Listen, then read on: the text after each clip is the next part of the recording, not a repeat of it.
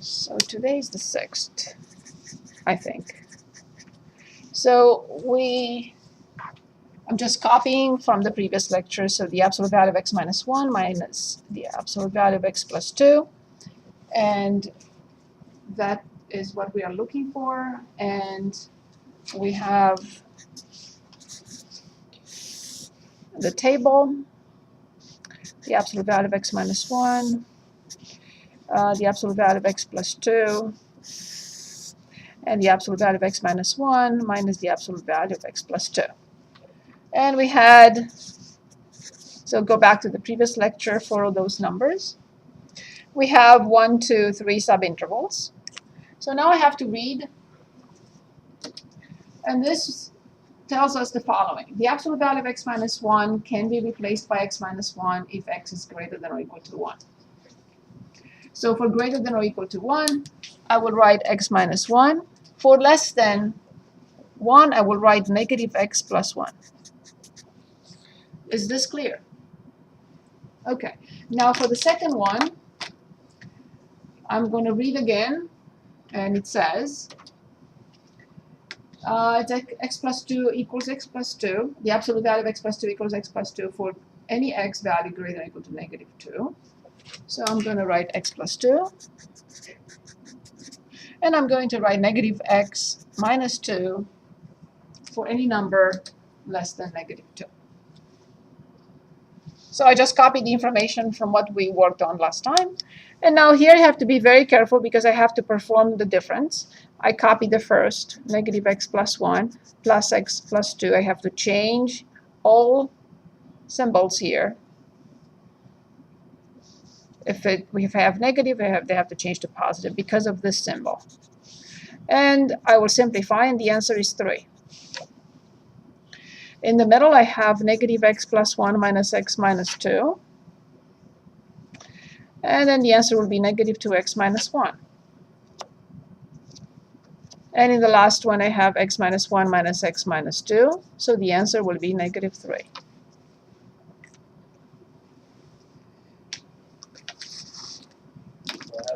Yes? On that one. So for your x plus 2 on your negative portion of it, you have negative x minus 2 as the... You're talking about this one? Yeah, correct. Okay, it comes from what we wrote before. The absolute value of x plus 2 can be replaced by x plus 2 to the right-hand side of negative 2. And it will be replaced by negative x minus 2 to the left-hand side of negative 2. So if we choose a point there, say negative 3, plug that in, wouldn't we get an answer that would be greater than negative 2? But that has nothing to do, you're talking about the output. You're talking about the result of the function. I'm not talking about that. Okay. So you're saying, what would happen if I plug in here a number that is negative 3? Right. But you're talking about the output. We're only simplifying the function without absolute value. But if you want to plug it in, you can. So look here for a second. If you plug it in here, or if you plug it in here, it doesn't matter. Right. So you chose negative 3, which means you're choosing the second branch. If you say 5, then I'd have to use the first branch, because 5 is greater than negative 2.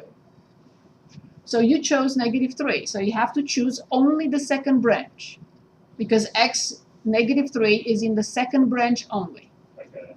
So negative 3 with minus in front is 3. 3 minus 2 is 1.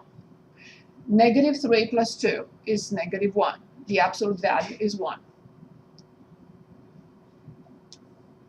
Negative 3 plus 2? Is negative 1. Yeah. The absolute value is 1. Oh, okay. So if you plug it in here, or if you plug it in here, it will make no difference. Okay. Now if you say 5, then you cannot plug it in here, because 5 is not to the left of negative 2. You have to use the first branch. 5 plus 2 is 7. 5 plus 2 is 7. The absolute value of 7 is 7.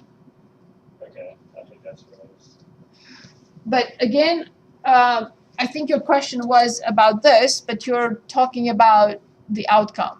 So I'm not sure. Maybe did I misunderstand the question? No, that was right, because I was doing, instead of doing it this way, I was doing how they were doing it, Choose the method you like. Okay. Choose the method you like.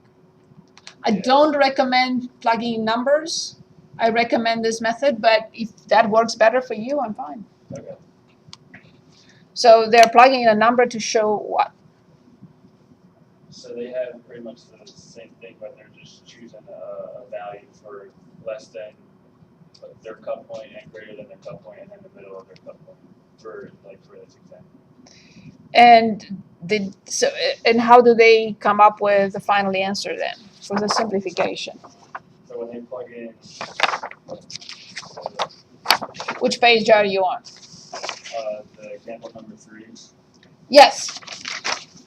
So for this one, I'm choosing x minus 1. But you understand that this is a test value, but this does not give you the expression.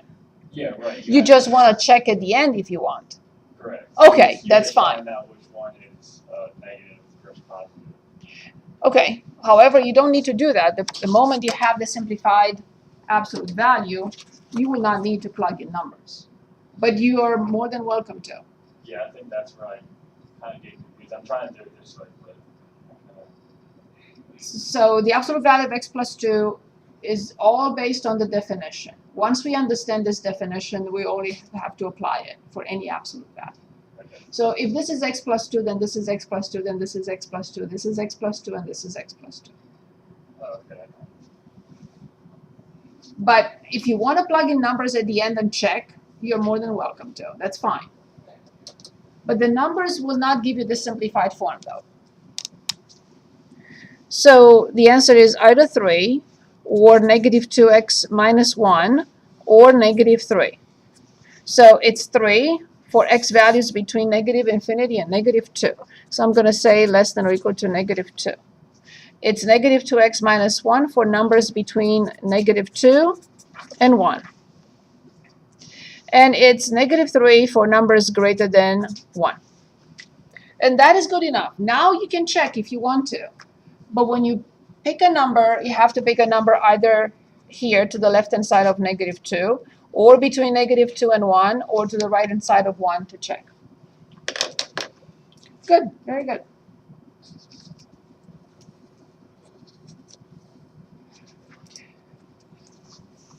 So basically, these numbers, by the way, they only give you the numbers that we have in the chart. Okay? So the 8 and the negative 5. Is that clear? So they give you 8 and negative 5 only because you need to determine these, like we determined these. Yeah, correct.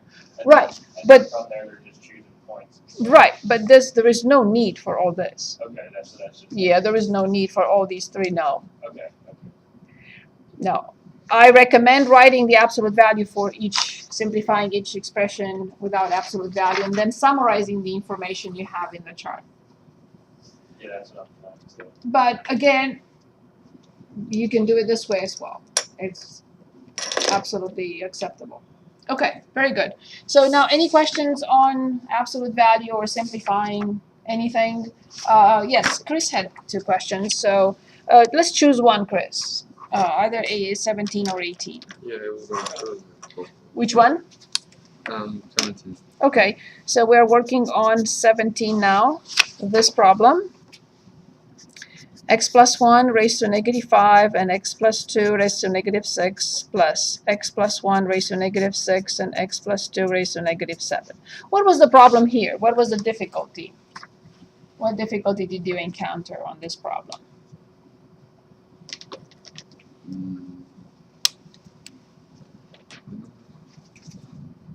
Did I copy something else? Yeah, you copied. Yeah. Oh, I'm very good at that.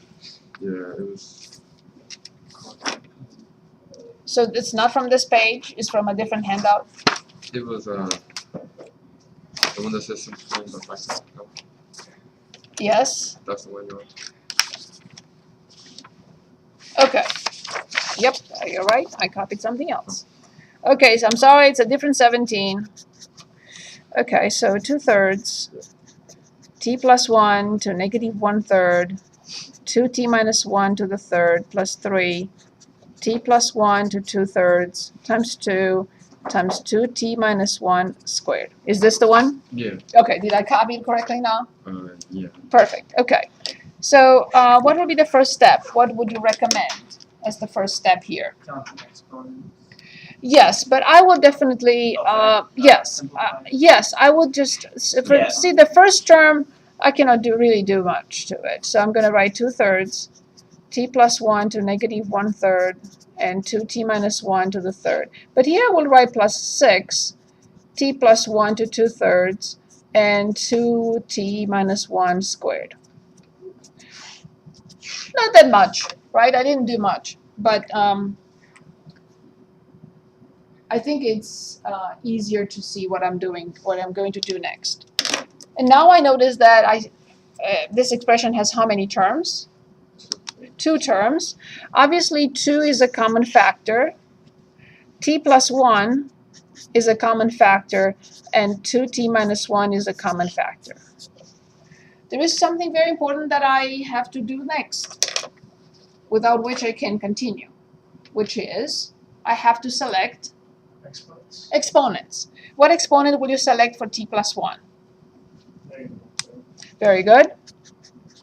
Which exponent will you select for 2t minus 1? Very good. And now I have to be very careful what is left inside. Of course, I have to have 2 terms. Something coming from here and something coming from here. What is left from the first term? Can anyone tell us what to write? 2/3 times. Careful.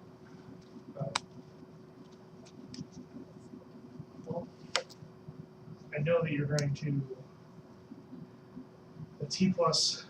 I'm not there yet. So what is left from the first term before we get to t? 1/3. Very good. 1/3. And now what is left from t plus 1 to negative 1/3? Nothing. What is left from 2t minus 1 to the third? Power 1. In other words, very good. 2t minus 1. Very good. So now what is left from the second term? Yes? Yes, because from 2/3, when I subtract negative 1/3, I get 1, indeed. So this is t plus 1 to the first power. You can put the power if that helps you. Of course, we don't write power 1, but if you won't need to see it at this stage. And what is left from 2t minus 1 squared? Right, very good. Okay, so now my next step would be 2t minus 1 squared, everything divided by t plus 1 to 1/3. And now I have to simplify what is in brackets. So I have 1/3 times 2t, which is 2/3 t minus 1/3 plus 3t and plus 3. Do we agree with that so far? Is that okay? Okay, perfect. Now I have to find the least common denominator in here. This is done, and done. I'm only working on what's in brackets. Are we okay so far? Is everything done or clear between the beginning until this step? Yes or no? Everyone? Okay. So then I have 2t minus 1 squared. And what is the least common denominator in brackets? Good. So this one doesn't need anything. It's 2t. This one doesn't need anything. It's 1. But this has to be multiplied by 3, and this has to be multiplied by 3 because they both have denominator 1. So plus 9t and plus 9. Any questions? Are we okay so far? Oh, you made all of them. You made all of them. How do you say? I have to simplify in brackets. So I have, in order to add fractions that have different denominators, I have to find the least common denominator. Right. So this one doesn't need anything at the top because the denominator is already 3. This one doesn't need anything to be multiplied the numerator by because it has the same denominator. But this is 3t over 1, so it needs to be multiplied by 3. Yeah. And this is 3 over 1, it needs to be multiplied by 3. Is that okay? Okay. So then finally, I have 2t minus 1 squared, and this is 11t plus 8. 11t plus 8, and 3 goes to the denominator. Because I flipped the denominator, in other words. So it's 3t plus 1 to 1/3. I wrote 11t plus 3. Say it again. You wrote 11t plus 3 means 11t plus 8. Yes, you're right. I said 8 and I wrote 3. Okay. Sorry about that. So 11t plus 8. Yep. Yes, the marker was okay. I didn't skip or anything. I just wrote 3 for some reason. I was talking about 3 and I put it here and then I lost track of what I was writing. Okay, very good. So this is the final form. Can we move on from these absolute value and simplifications? Is there anything else that you would like to ask?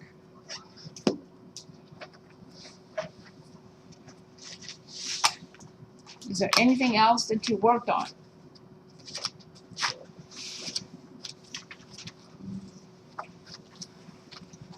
Anything else that you had difficulties with? Or can I consider this done and move on? Can you do the last one of the absolute value, number 11? So the absolute value on the absolute value, Yeah, number 11. number 11. Yes. So let's look at number 11. So we have the absolute value of x squared plus 3x. And there are two possibilities. What are the two possibilities? What do I have to write?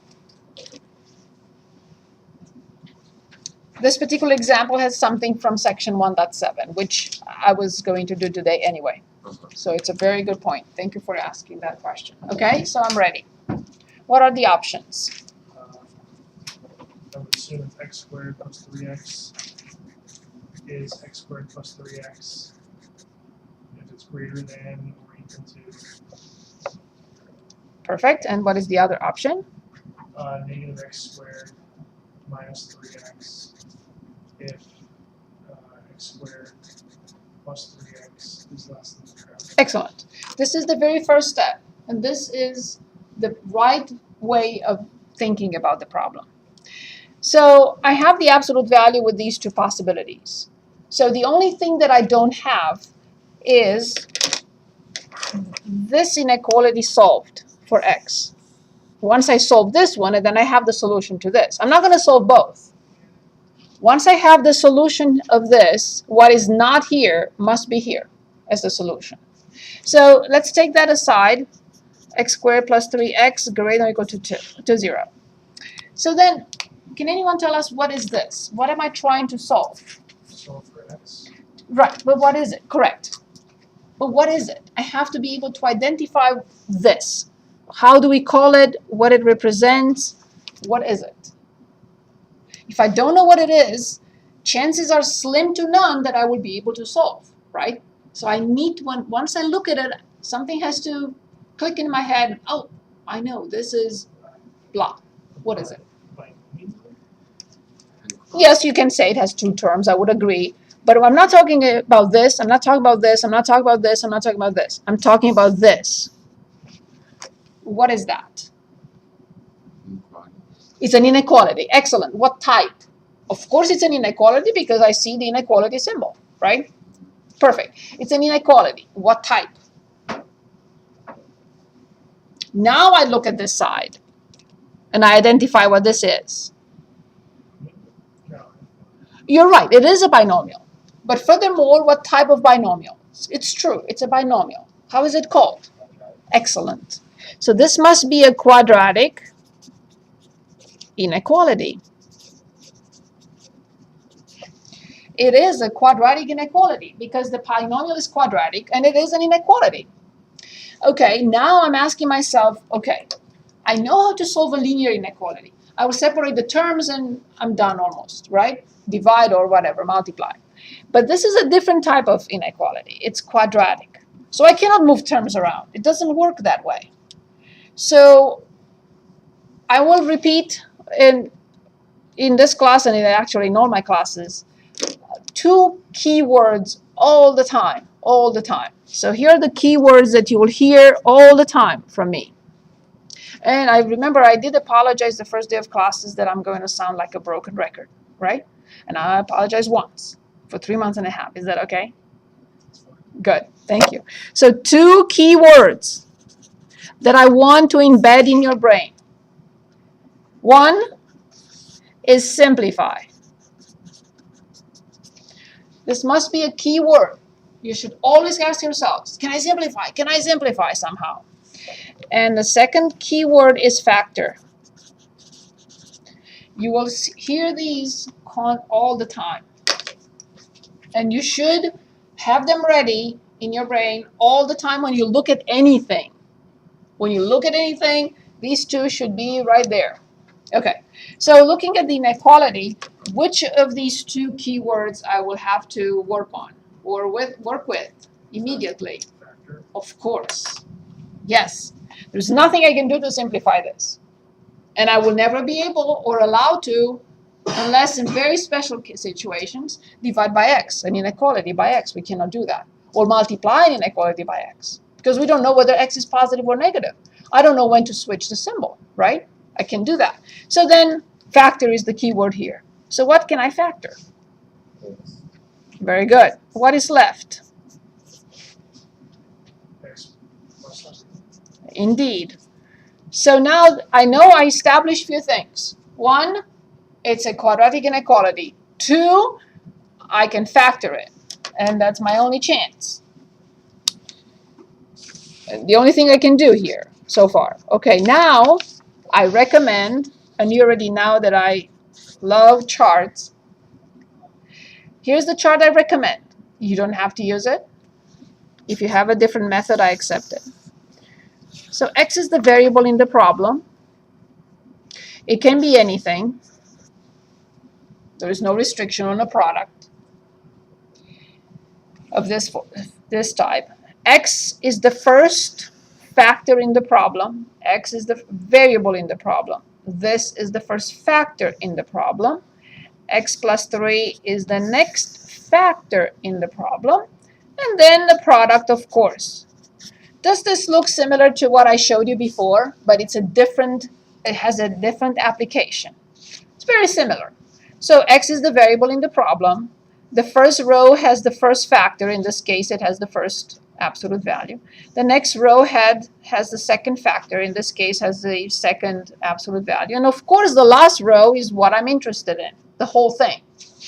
Same thing here, right? X is the variable in the problem. X is the first factor. X plus 3 is the second factor. But this is what I'm interested in. Not in all this. I'm interested in this. But I have to work on these before I get this. Okay.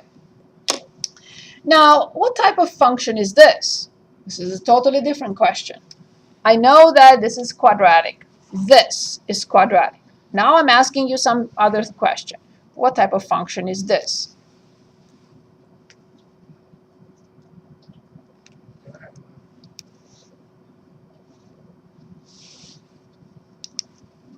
F of x equals x. What type of function is it?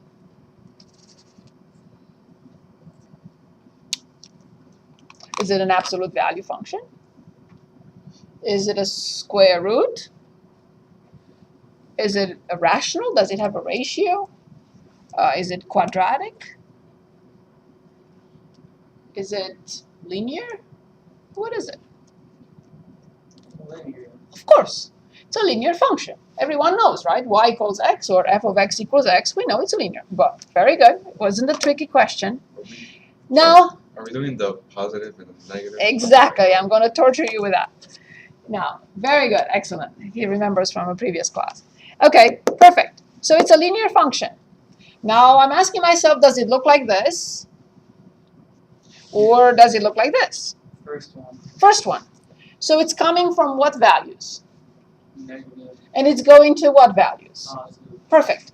Now let's analyze this. In a minute, we'll fill out the chart. What about this? What type of function is x plus 3? It's also linear. Perfect. Does it look like this? Does it have a positive slope? Or does it look like this and has a negative slope? Positive. So both of them look like this. Both of them come from negative, and both of them go to positive.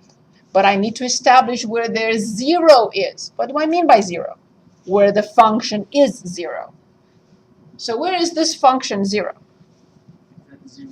At 0. Where is this function 0? At negative. And you notice that I have to put these numbers, like always, in ascending order. So x is 0 under which number again? 0. Okay, very good. X plus 3 is 0 under which number again? I know it's silly. Very good. We already established the signs of these two functions. We all agreed that they look like this, so they have to come from negative. Then they cross the x-axis where they are 0, and then they go to positive. I'm going to establish that.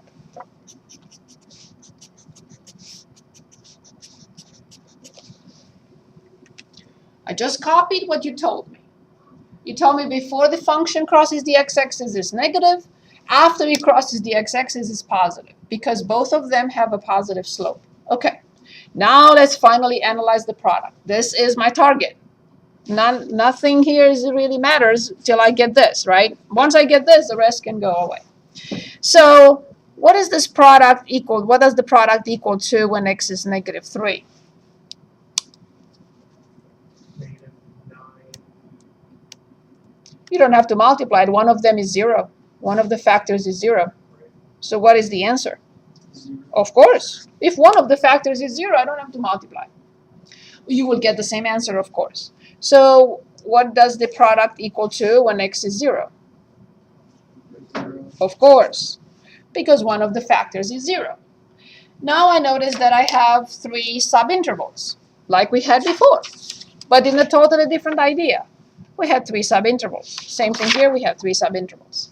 Can anyone tell us what happens? What is the sign of this expression on the first subinterval when the first factor is negative and when the second factor is negative? What is the sign of the product? Positive. That's it. And in the middle, for the middle interval, when the first factor is negative and the second factor is positive, what will I get? Negative. That's it. And the last one. Positive.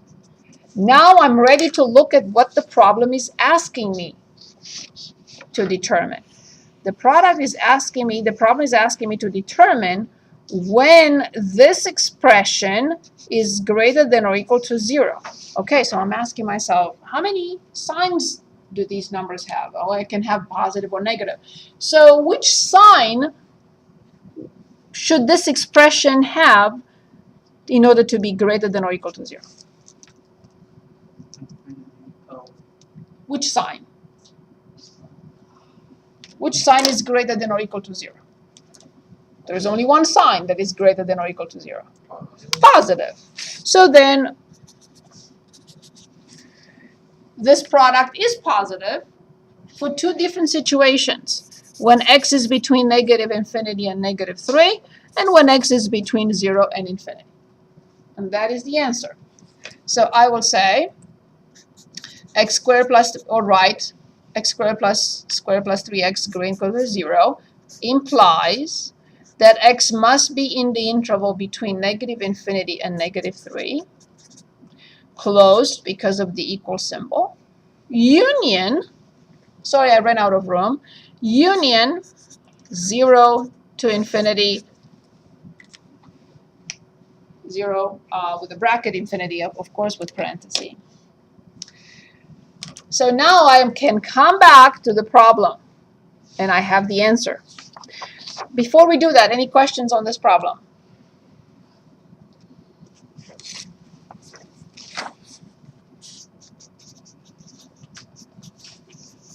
Any questions on this problem? I'm still confused with the chart. Which part? All of them. But I'll ask you after classes. You're talking about the signs? Yeah. You told me that the sign is this Right. for both of them. Right. So they must be negative and then 0 and then positive. Negative, 0, positive. Negative, 0, positive. And then we said we're multiplying. This is a product. We're multiplying two negative numbers. Then we're multiplying a negative and the positive, and we're multiplying two positives. And I'm asked to solve this inequality. Well, this is positive for x between negative infinity and negative 3, union 0 to infinity. And it will be negative between negative 3 and 0. Okay, I got you. So then we are ready now to write the final answer. So it's x squared plus 3x if x in negative infinity, negative 3, union 0 to infinity. And it's negative x squared minus 3x if x is in which interval? Can anyone tell us the interval? -3 and 0. Yes, and it has to be with parentheses. So that's why we never need to solve the second inequality. What is not here must be here, as we know from all those problems we worked on. I was going to refresh our memory on this or start from scratch as we just did when we get to section 1.7. But since you already asked, it's fine. Any questions for me? We're going to practice this when we get to section 1.7. Is there anything else that you would like to see, or can we consider this done?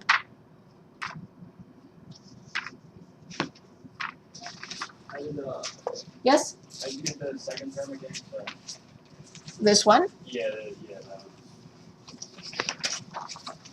The absolute value of x squared plus 3x is negative x squared minus 3x when this quantity is less than 0.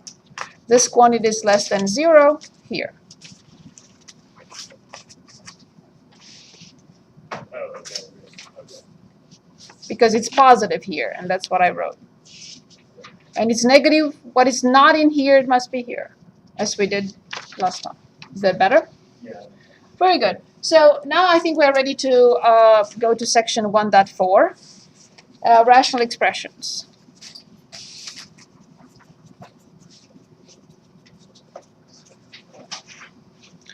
So here's where we are. We completed these two. These are done. And I'm hoping that between now and Monday, you're going to install your receiver and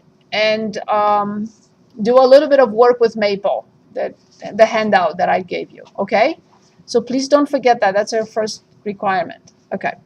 So what I'm trying to accomplish today, we have another hour and a half roughly left. I'm trying to accomplish as much as possible from these. A lot of them are review. So we can start chapter 2 next time. So in section 1.4, rational expressions, if you have your book, how many of you have your, yes, you have your book? Okay. So because I wanted to ask you to choose, but if you don't have your book, you can choose now.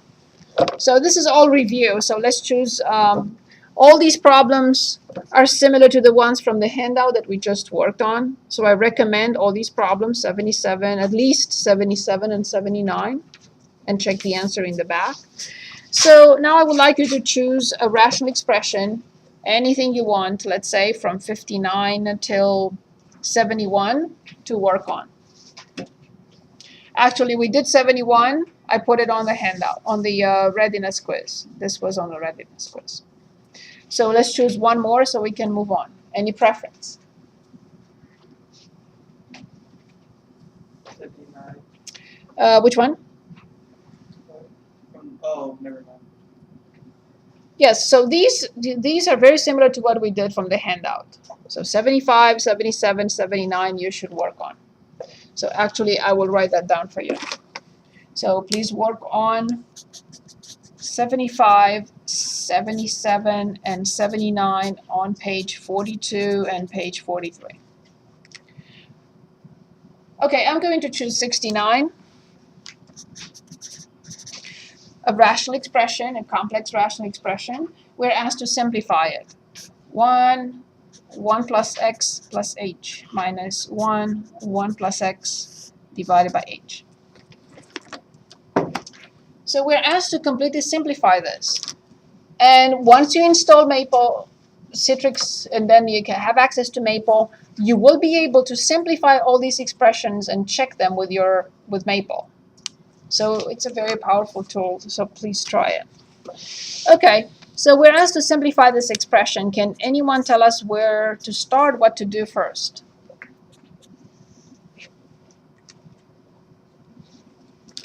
Where is the starting point here? Can you find the lowest denominator? Exactly, I have to. I have no other choice. H in the denominator can be rewritten as h over 1. Can anyone find the least common denominator for us in the numerator?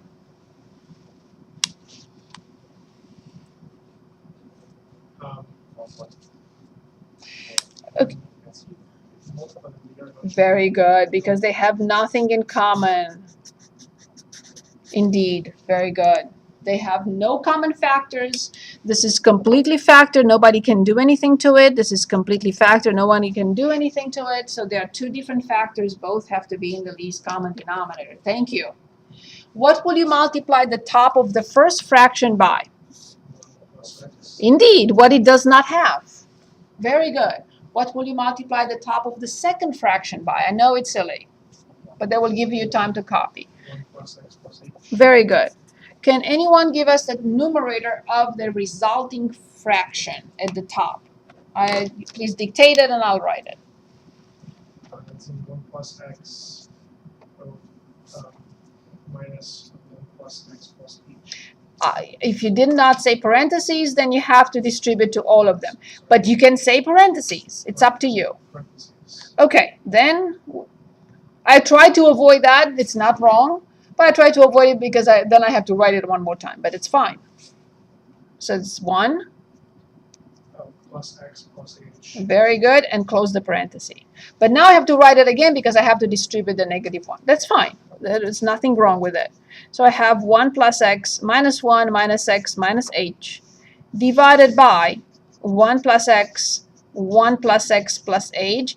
And now notice that I already put the equal symbol in front. I have to multiply by 1 over h. exactly. Thank you very much. Well done, Nick. Good. What will be the next step then? Can you just like simplify Yes? by, because there's a 1 plus x in the numerator and a 1 plus x in the denominator. Very good. I can never do that. Okay. Okay. So I'm going to talk about this here and do not write it. I'm gonna erase it. Okay? If you do this, that would be a terrible mistake because this quantity is multiplied and it's a factor. Gotcha. And this quantity is added and subtracted to or from something else, and it's 2 terms. We are not allowed to simplify terms with factors. We can only simplify factors with factors. Okay? So doing that will be a terrible mistake. So we learn. That's why we're here. Okay? So I'm going to write it one more time. So this is 1 plus x minus 1 minus x minus h divided by 1 plus x plus h times 1 over h. So since we're not allowed to simplify like that, then what are we going to do? Exactly, that's the key. And -1 with +1 and x with -x, they all give us 0. So then the numerator has minus h, so I'm going to put minus in front.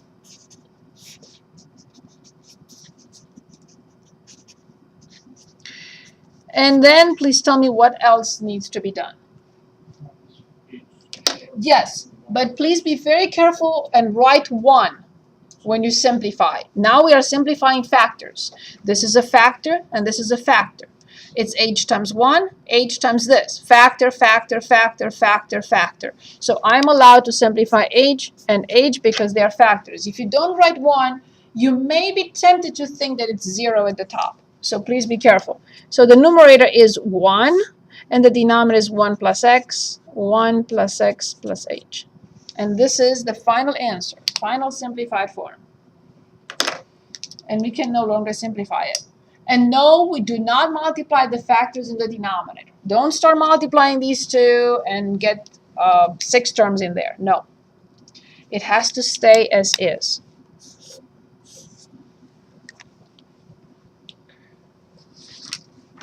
So your homework for Monday is all this already, plus the ones that I recommended. One more time, 75, 77, 79. 75, 77, 79. This is your first assignment, other than Maple first, right? Maple and then this. Okay, so let's move on. Section 1.5 deals with million types of equations. I'm exaggerating. You have it in the syllabus. So at the top, it's page 24 in the syllabus. So all these plus 75, 77, 79 on the same page. Very good. So now we're moving on to 1.5, equations.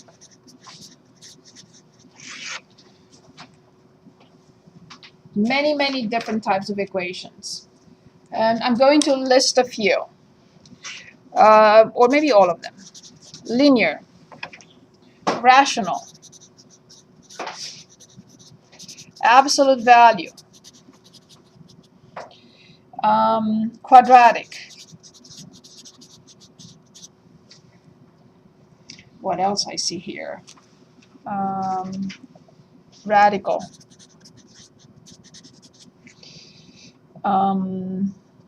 Absolute value, radical. Polynomial. Other than linear and quadratic. Linear and quadratic are also polynomial, but these are higher degree than 1 and 2. Quadratic in form.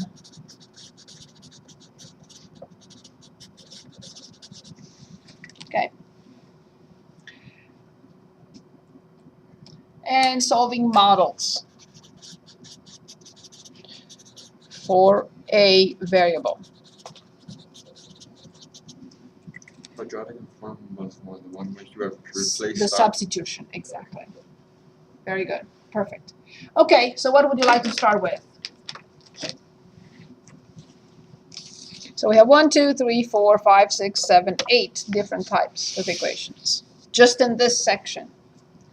So I think that linear and quadratic should be okay. I think. So I would like you to solve a few and then come back and say yay or nay. So we did have a rational equation. We can go back and do more. I think quadratic in form, solving models for a variable, polynomial, and maybe radical to refresh your memory. So let's start with the rational equation. Let's say problem 86 on 55. 10 divided by x minus 12 divided by x minus 3 plus 4 equals 0. So this is our rational equation. Is it rational, by the way? What if is it absolute value or linear or? No, it's not linear, it's not absolute value, it's not radical.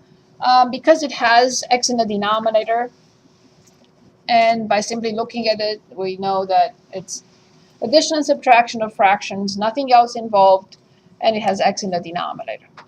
Okay, how do I start? What is the first step towards solving this equation for x? Say it again. Yes, you can do that, yes. Yes, but before that?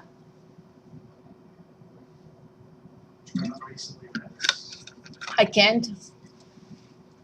Not yet. So before I find the least common denominator, which is indeed the correct step, I have to write something. You just wrote it. I cannot start by by doing anything before I write two restrictions. What are the restrictions? Of course, 0 and 3. It will save me a lot of time. Otherwise, I have to go back and check and make sure that the solutions work. But if I have the restrictions, I already know from the beginning what x cannot be. Then if I get x equals 5, I will be confident that I'm on the right track and I did get the correct solution. But I still have to check against the restrictions, and that's not difficult. Good. So now I'm ready for the least common denominator. If you forget to write the equal symbol, and if you forget to write 0, you are changing the rational equation into an expression, and you will not be solving for x.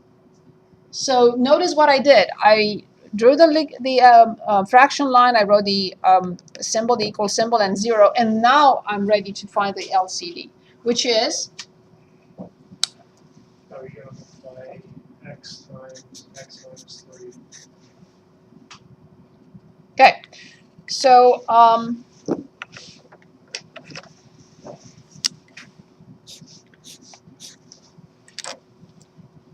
you're also supposed to turn in the last few problems from the readiness quiz, right?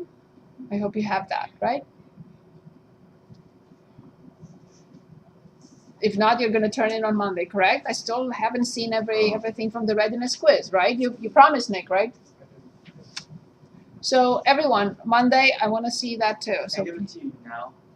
sure, if you have it, I'll take it now. Yes, at the end of the class. Perfect. So please tell me what is the adjustment for the first fraction.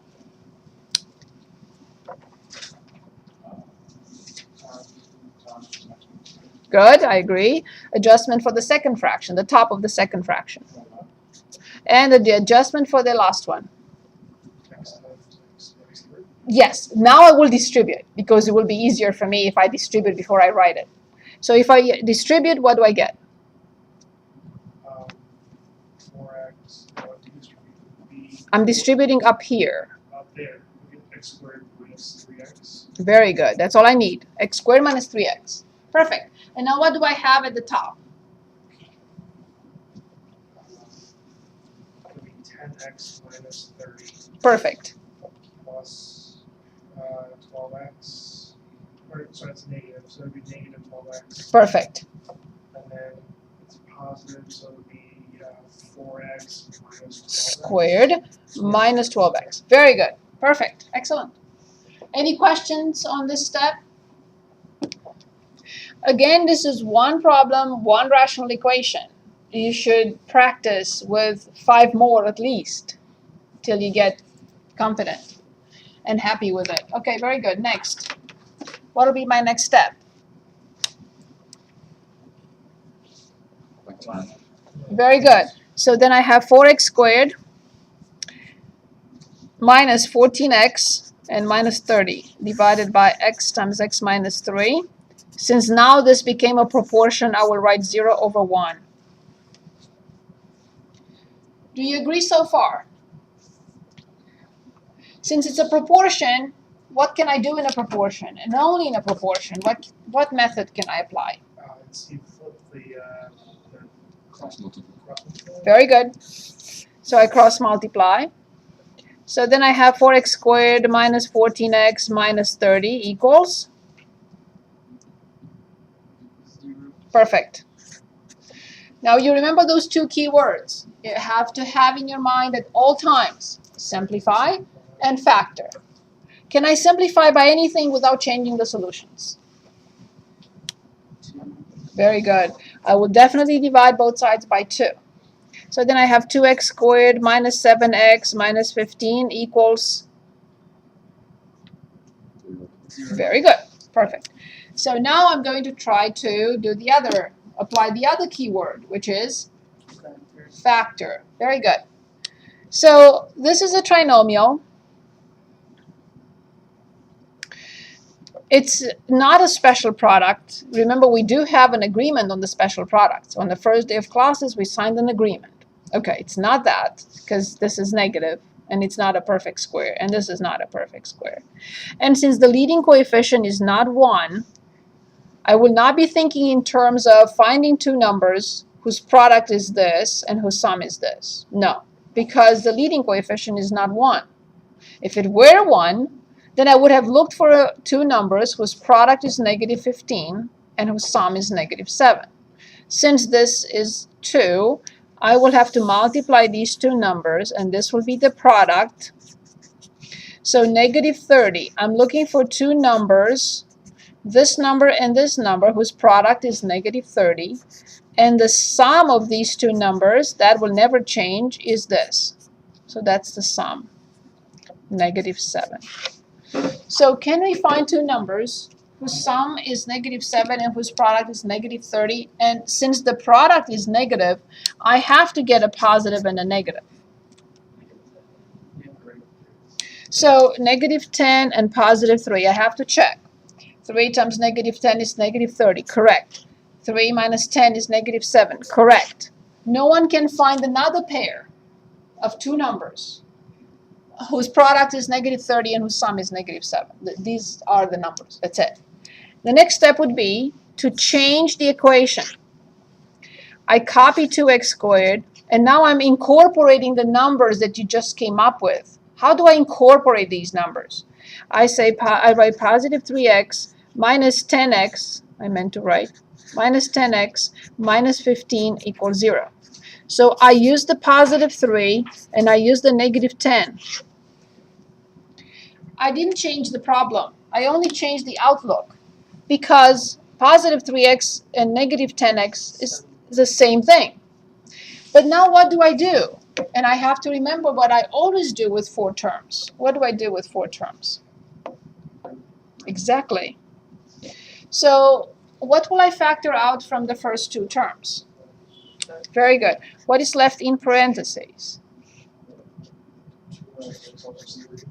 What do I have to have coming out from the other 2 before I even look? Right, if I don't have a 2x plus 3, I can continue. But I know I have it. Why? Because I found those two numbers whose product is this and whose sum is this. So what goes in front? I need a symbol and I need a factor. What will you pull out? Exactly, negative 5. Let's check. Negative 5 times 2x, true. Negative 5 times 3, true. So now, what is the common factor that comes out in front of the, what is the common factor that gets pulled out? Right. And what is left in parentheses? What is left like we just did with our factorization? X minus 5. So then the equation has 2 options. What are those 2 options? X equals 5 from here, very good. Negative 3/2, very good. My first thought now is what? What is my first thought? Check your restrictions. Exactly. That's my first thought. Is this here? No. Is this here? No. I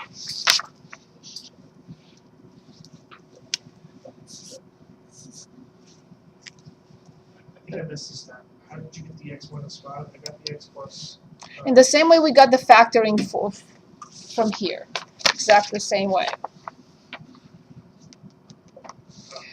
So this is a common factor, right? So we pull out the common factor. What is left from here is this. Oh, the exponent. Right? No, not the exponent. So from these 2, I pull out 2x plus 3. What is left from here is x minus 5. It's the same way, right? It's the same thing. So we pull out the common factor. From here, we have this left, and then plus. From here, we have this left. In the same way. Good. Any questions on rational equations? Any questions? Again, one example is not enough, but this is a review. So is it always, I don't know procedural first, so is it always find the lowest common denominator and then First restrictions, and then the least common denominator, and then adjustment, and then simplify, change it into a proportion, and then cross multiply, and then get the solutions. And check against the restrictions. This is the method I recommend, but if you find another one, I'm fine. Okay, this was rational. Which other problem we want to continue with? Type of equation? it's grammatical? So let's go with radical. Very good. So radical equation, for example, 93. 2x plus the square root of x plus 1 equals 8.